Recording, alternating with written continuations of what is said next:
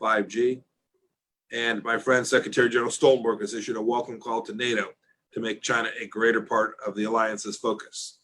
Clearly, there is a transatlantic awakening to the truth of what's happening.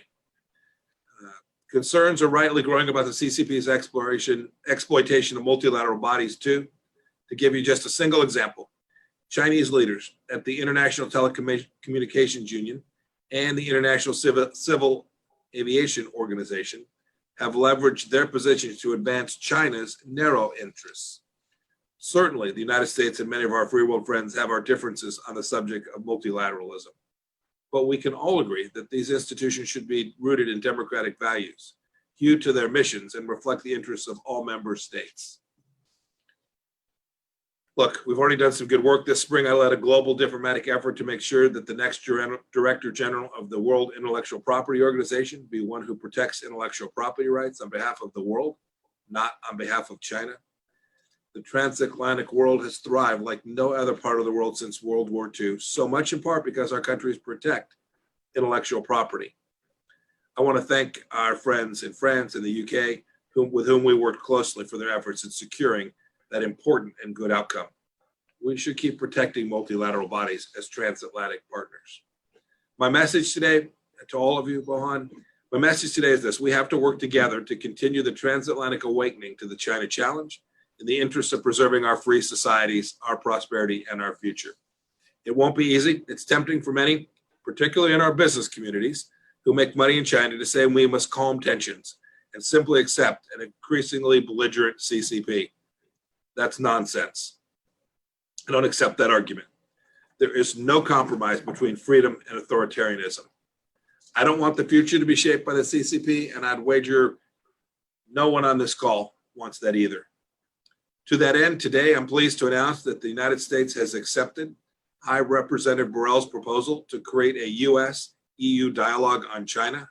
I'm excited about this. A new mechanism for discussing the concerns we have about the threat China poses to the West and our shared democratic ideals. I look forward to kicking that off with High Representative Borrell just as soon as we can pull it together.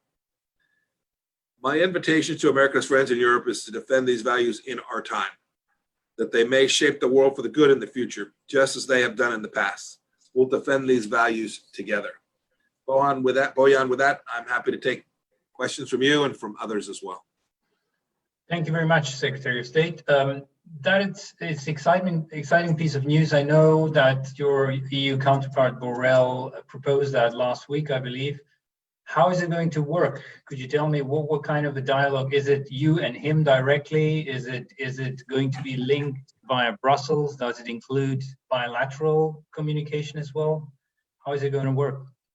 So you're right. This is new in the sense of the proposal came from High Representative Borrell just within the last handful of days. But you should know we were very interested in it. We put a big team on working together to begin to outline the shape of what this would look like. And I'm very hopeful that I'll be able to travel to Europe here in just a handful of weeks to go kick that off. So we will certainly start it at a senior level, where we will outline the mission set. And then, while I don't know exactly what shape it'll take, I'm confident that we will set up a structure that will enhance our collective shared knowledge and our collective responses to ensuring that we protect freedom for every democracy on both sides of the Atlantic. Is there a time frame for this? Where do you expect it to really kick off and start operating? Look, I'm hopeful it becomes very real just in the next few weeks. It's a little more difficult because we're all a little stuck in terms of our capacity to travel.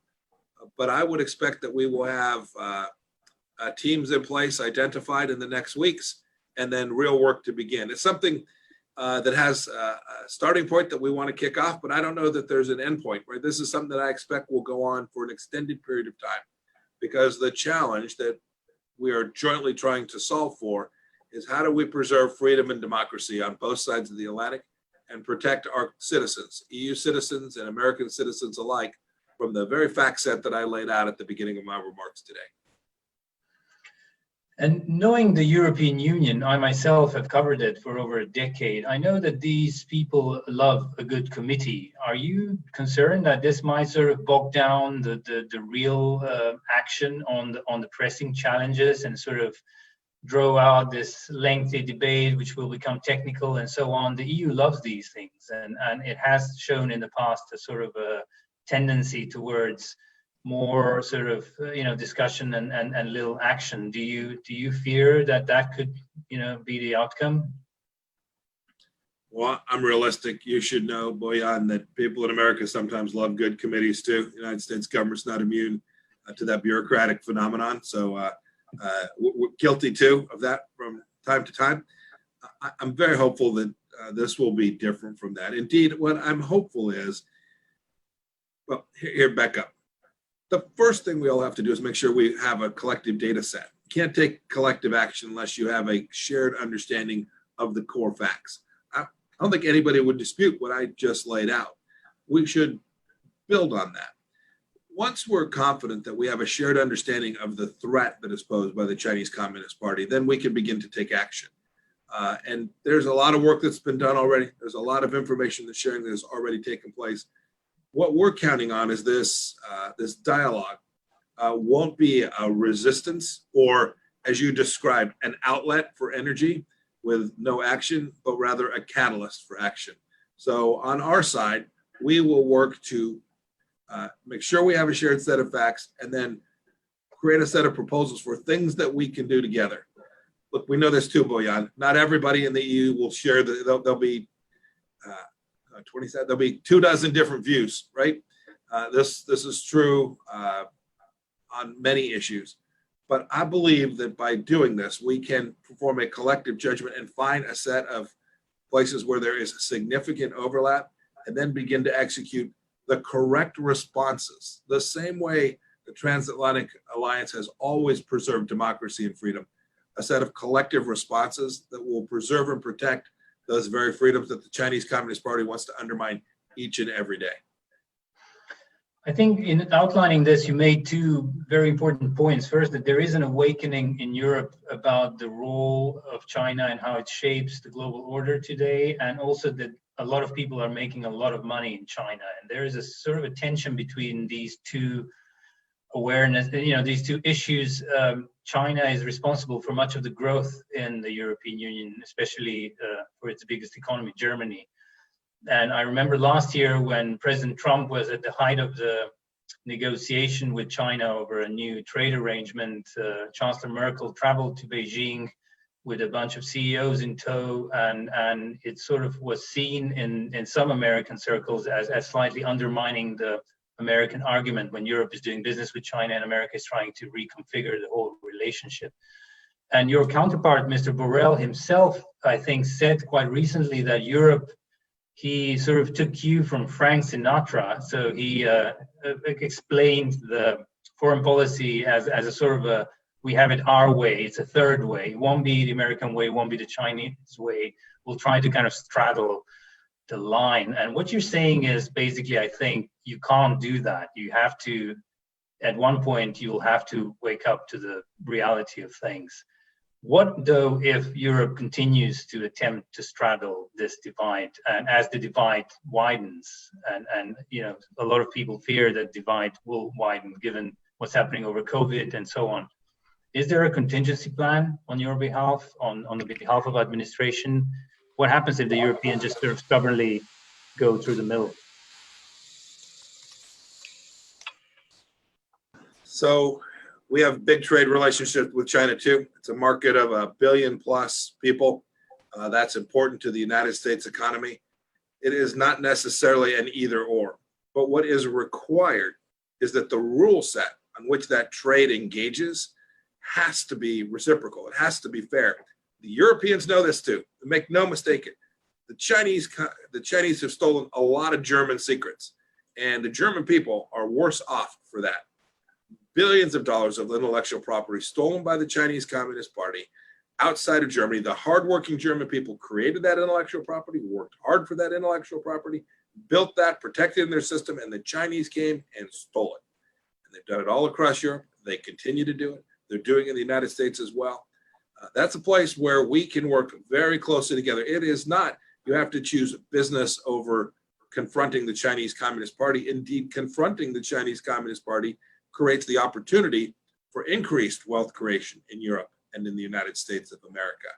And so the last thing to say about this is recall that China needs markets too.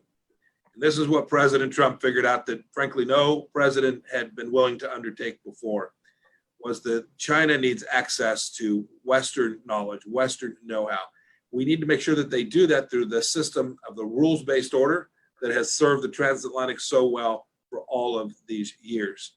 So I think the people of Europe will demand the same thing that the people of the United States of America are demanding, is that we no longer allow the Chinese Communist Party to dictate the rules and terms and conditions of those relationships when they're not fair and equitable to our peoples.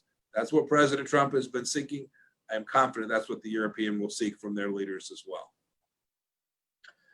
Thank you. And if we go beyond the issue of China and move on to another issue, which is crucial for the transatlantic relationship at the moment, you yourself had served during the Cold War in Germany, when I think there were around 300,000 US troops on the ground there. There are about 30,000, and President Trump has announced that he will pull out around 10,000 of those troops because of a number of issues, including Germany's economic ties in the energy demand with Russia, Germany's failure to reach 2% of budget payments for NATO, etc. How would you explain this strategic decision? Because we know that U.S. strategic analysis from the Pentagon and everywhere else has concluded since 2014 that Russia does sort of pose a threat to Europe and to the United States interests. How would you explain this to your counterparts in Europe who were sort of surprised? I think we even saw the Polish president Duda yesterday, who visited the White House and whose country stands to gain from this move in terms of getting some troops over to Poland. He himself pleaded with the president not to do this, not to pull these troops out. So what would be your strategic analysis here? Why is this? How does this help the American interest? So several thoughts, Bojan. First, we do consider Russia to be a serious threat. Spending 1% of your GDP on defense, as Germany does, acknowledges that they may well not take it as serious a threat as the United States of America takes it. They need to. They need to live up not to a commitment that the United States made on their behalf, or not that a commitment that the EU drove through them. It's a commitment that Germany made that it would live up to, and it has to date chosen not to do that. And the president has been very clear that doesn't show the resolve that Vladimir Putin needs to see from Germany. You referenced briefly Nord Stream 2 pipeline, where Germany is now going to have a significant piece of their energy connected to Russia in such a deep and fundamental way that Vladimir Putin, who appears to now going to be in power for quite some time, is going to have the capacity to have a real capacity to inflict real costs on Germany if he chose to do so or threatened to do so. As for our decision, President Trump has spoken to this. Secretary Esper will be in London today and in Brussels, I think, tomorrow. He'll talk about our plan and how we're thinking about delivering it. But you should understand this, and I hope our European partners will understand this as well. When you see what we ultimately conclude, how we ultimately deliver on the statements that the president has made, that they're aimed squarely at what we believe to be democracy's fundamental interests, and certainly America's most fundamental interests. It's been a long time since there has been a strategic review of our force posture all across the world. We undertook that starting about 2.5 years ago, whether that was our forces in Africa, our forces in Asia, or the forces we have in the Middle East and in Europe. We began to say these are often decisions that were made in a different time. Should we reallocate those in a different way? Should we have a different composition of those forces? Everyone always wants to talk about ground troops. I get it. I was a young tank officer. You described that, and there's nothing I like as much as a good M1 tank. But it's often the case that the capacity to deter Russia or other adversaries isn't determined any longer by just having a bunch of folks garrisoned someplace. And so we really went to back and fundamentally relook What is the nature of the conflict? What's the nature of the threat? And how should we allocate our resources, whether that's our resources in the intelligence community, our resources from the Air Force or the Marines and the Army, our broad set of allocation of security apparatus, our ability to counter cyber threats. How do we allocate them? What's the best way to do this? And the decision that you see the president made with respect to Germany is an outcome from a collective set of decisions about how we're going to posture our resources around the world. I'll close with this last thought on in answer to your question. This is going to dictate that in certain places there will be fewer American resources. There'll be other places. I just talked about the threat from the Chinese Communist Party. So now threats to India, threats to Vietnam, threats to Malaysia, Indonesia, South China Sea challenges, the Philippines. We're going to make sure we're postured appropriately to counter the PLA. We think that's the challenge of our time, and we're going to make sure we have resources in place to do that. To the extent that that change, the difference in what the United States decides to do impacts adversely a threat someplace, it may be that other nations need to step up and take responsibility for their own defense in ways that they hadn't done previously. So we want to do this in full consultation with all of our partners all around the world, and certainly our friends in Europe. And another issue that similarly is sort of chipping away at the confidence in the transatlantic relationship here in Europe is the issue of Iran, which I think you're also directly involved in. Is there any sort of contingency planning for the eventuality that Iran will actually restart the nuclear program? I think the maximum pressure campaign, some people have said it works, but it also may well lead, and it seems to be leading to Tehran going back to what was, the whole point of this agreement was to avoid them striving to achieve, to create a nuclear weapon. What would you do in that sense? I mean, I think you said earlier on CBS in an interview that you're confident they will not go there, but they seem to be suggesting they are going there. What would you do if they went there? Well, and the Europeans are not on board, it would appear. Well, the Europeans just have a different view of how to achieve that. We fundamentally think they're wrong. We've had this conversation now for 3.5 years with them. We continue to have a disagreement there. Yeah, no, there's no doubt the maximum pressure campaign has been successful. The Hezbollah's got fewer resources. We've depleted their capacity to build out systems that they would have built out if we'd have continued to do business and throw wealth and money and resources at the Ayatollah. We've constrained them. We've built out a big coalition to counter Iran in the Gulf states and all across the region. So I'm very confident that the approach that our administration has taken is correct. It's also true that the Iranians have chosen not to violate their commitments under the JCPOA. It was their sovereign decision to do so.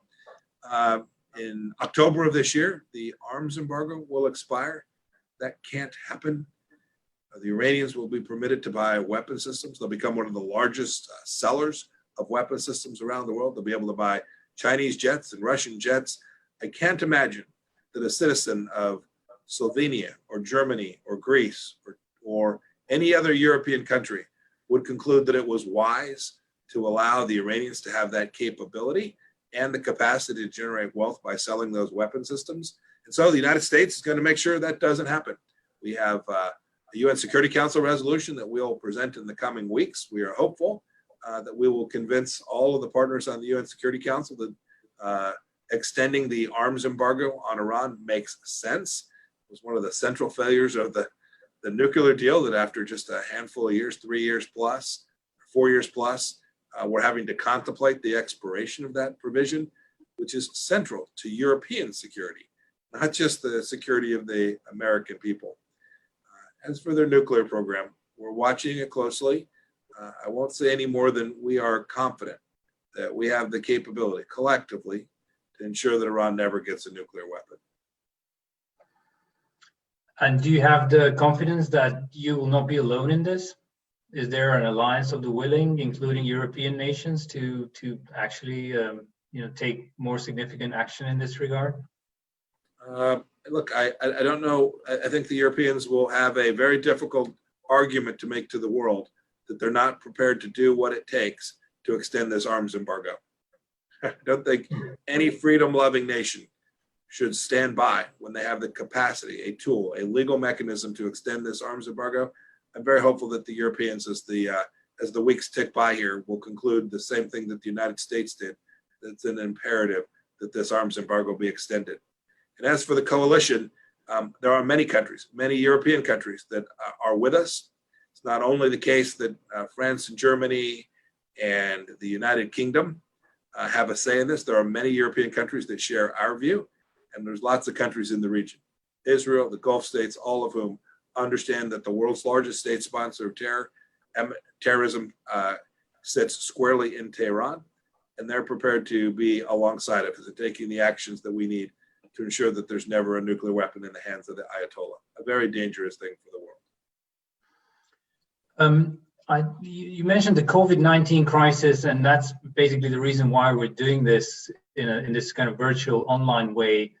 There's a lot of concern about transatlantic travel, which obviously has been obstructed by this. Initially, the United States closed the borders for Europeans, and now the Europeans are drafting plans to reopen their borders, but it would appear there's a lot of reporting and discussions that the European Union could sort of impose restrictions on travel from the United States because of the levels of infection. Is there any way to get around this? I mean, do you see now that the holiday season is coming? Obviously, business is eager to restart movement. Is there any, I mean, you've spoken to your counterparts about this. Is there any solution that you've discussed?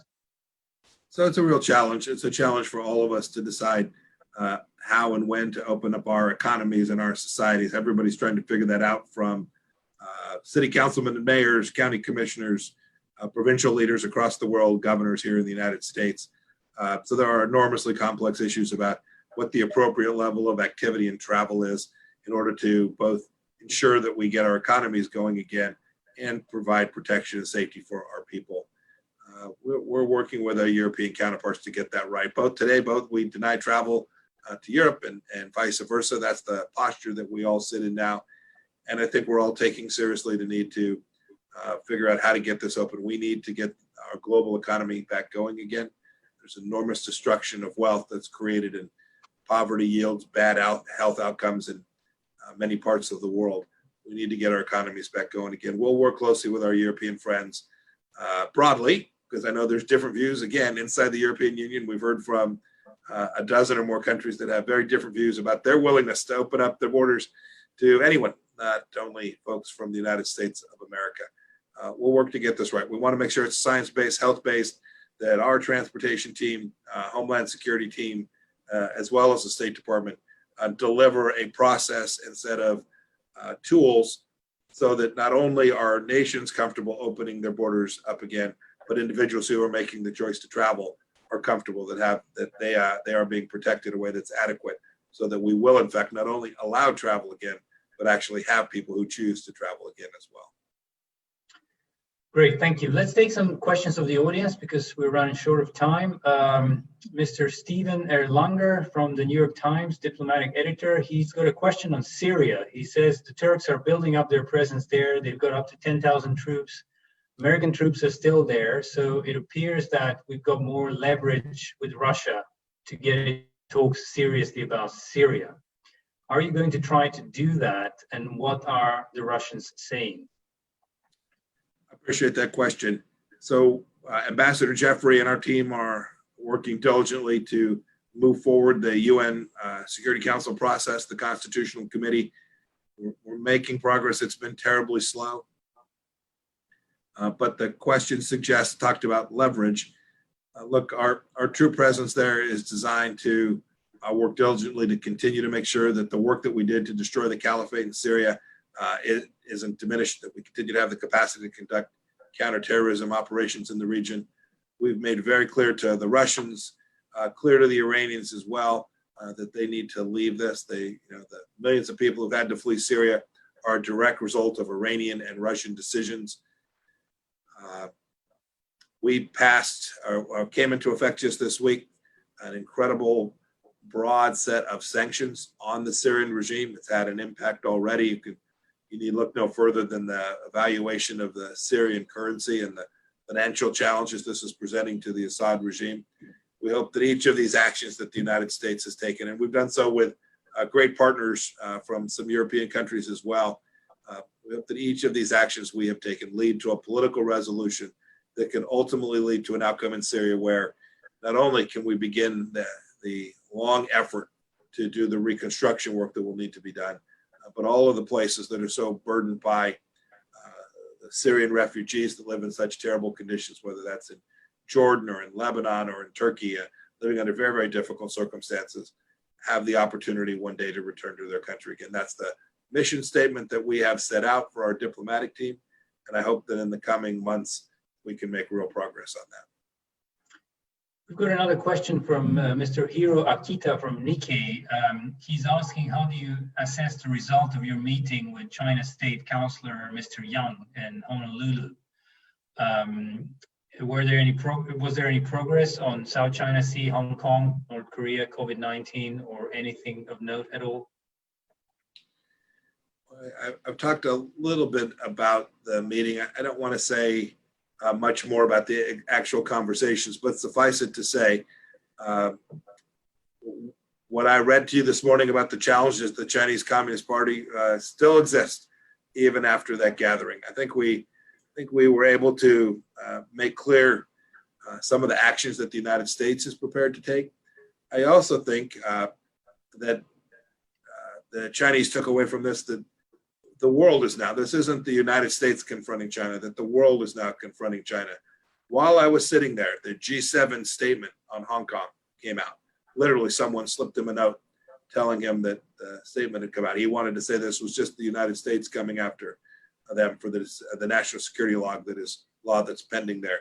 It's not. The challenges in the South China Sea, this isn't the United States and the United States alone. It's a dozen plus Southeast Asian countries and Asian countries who understand the threat. So we were able to share that. There were no major breakthroughs. He shared that they have every intention of completing the first part of the trade deal that we negotiated with them. We hope that that's the case. We hope they'll fulfill all of their commitments there. Then we've got another China question from a viewer called Dennis Amari. He's asking, what proof do you have specifically that Huawei is an arm of the CCP surveillance state, something which you've said now, and you've said that before as well? Well, there's many things that I can't share in an open setting, but I am highly confident that anybody who stares at Huawei for very long, you don't have to go very far. We know that if you go to the top floors of Huawei's commercial building inside of China, that there are members of the Chinese security apparatus working there. More simply, you can just get online and look at Chinese security laws. It requires companies like Huawei to share any information that they have. That includes the private information, whether that's healthcare information or other personal information of a citizen from the Czech Republic or a citizen of Germany or France. That information, if it transits a Huawei system and Huawei captures that information, they don't need a back door. They don't need secret access. They own the joint, right? They don't need a key to the floor. They own the infrastructure. And if that information passes across that infrastructure and Huawei has the capacity to capture it, the most egregious privacy violations in the world, that information will be in the hands of the Chinese Communist Party if the Chinese Communist Party deems it necessary to have that information. Huawei has a legal obligation to provide it to them. That's different than I think any place else in the world, certainly any country that has the capacity to have this much infrastructure inside of Western democracies' telecommunication systems. It's simply unacceptable. A bunch of China questions pouring in. This one is from Chris Schroeder. He's asking whether there are any shared interests with China that could be pursued in parallel to your campaign, basically, to contain China and redefine the relationship. And I would add to that this question, if I may have used my privilege as a moderator, is there anything you could add as an incentive to the Europeans to come along with you on this journey? Because so far it's been a lot of friction and it doesn't seem to have been, very effective. Is there any incentive that you can actually offer them? I think the Europeans have every incentive to do precisely what it is the United States is doing, which is to protect their own people, to demand reciprocity, to demand fair treatment, to no longer say to the Chinese Communist Party, look, you have 1 billion people, we're going to do it your way. That's been the model in the West for an awfully long time now. I think the Europeans have every incentive to get this right, not for the United States, not for the good of the world, but for the good of their own people. So I think there's plenty of incentives that already exist. And Boyan, this will have to be the last question. I want to take the first part of that because it's an important question. Yes, there are a whole lot of things that we hope we can work on with the Chinese Communist Party, but they get a vote. They get to decide, right? We haven't said we won't trade with them. We've simply said we're going to trade on a fair set of conditions. We haven't said, hey, we're not going to do business with you. We've said, stop stealing our intellectual property. So yes, there's a wide field that we can choose to work on projects with them, but they have to decide. Are they going to continue to abuse the Western system? Are they going to continue to behave in ways that no other nation behaves when it comes to global commerce? We see what they do at the World Trade Organization, right? They still hold out their claim that they're a developed country and they're one of the largest economies in the world. It's not fair. That's not fair not only to Americans and to Brits and to the Dutch. It's not fair to the developed nations who actually, as the WTO was formed, the system was designed for. And so, yes, I think there's lots of places we can work together. Sadly, I don't see that the Chinese Communist Party has a heck of a lot of intention of behaving in a way consistent with what we demand from each other in the Transatlantic Alliance. We do our level best to compete and to operate with a rules-based order where you can go to our court systems and make a claim that is truly adjudicated in a fair and impartial way, absent politics. That doesn't exist today. Foreign direct investment inside of Europe from China operates under a wholly different set of rules than European investment inside of China. That's not right. They have access to our capital markets in ways we don't have access to theirs. We could work on all of these things with them, but they've got to make the decision that they conclude that that's in their best interest. They've not done so to date. Thank you. Did you say there was a time for another question, or was that it? Yeah, I'm sorry. I'm going to have to run off. I apologize. Good. Well, thank you so much for being with us. Great, Boyan. Thank you very much. Thank you for your help, and thanks everyone for joining me today. So long.